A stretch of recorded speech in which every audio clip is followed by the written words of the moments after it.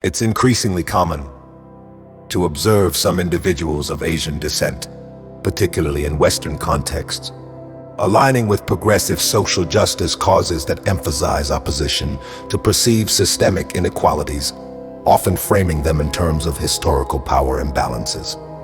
This includes vocal support for movements addressing anti-black racism or broader critiques of white supremacy.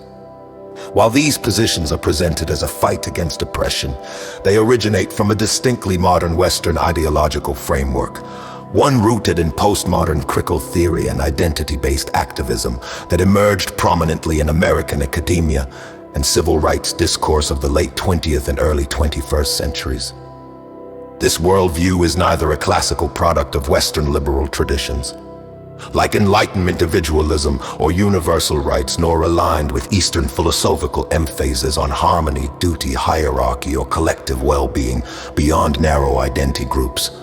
It represents a novel, hybridized form of moral posturing that prioritizes performative outrage and group-based grievance over empirical nuance or traditional notions of personal honor, restraint, and communal balance. The adoption of such ideas by some Asians can appear incongruous. Traditional Asian cultural norms often stress concepts like filial piety and shame as regulators of behavior, mechanisms that discourage reckless public statements lacking depth or proportionality. When individuals echo simplistic slogans or accusations without rigorous evidence or self-reflection, it risks coming across as buffoonish midwittery, a shallow mimicry of Western elite signaling, detached from both ancestral wisdom and grounded reasoning.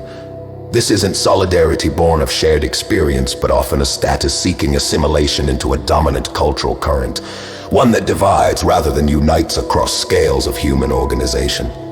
True progress, whether in biology, society, or cognition, arises from exploring diverse perspectives with intellectual humility, not enforcing ideological conformity through shame or cancellation. Importing alien frameworks wholesale rarely scales well. They tend to distort local realities and erode the very agency they claim to champion.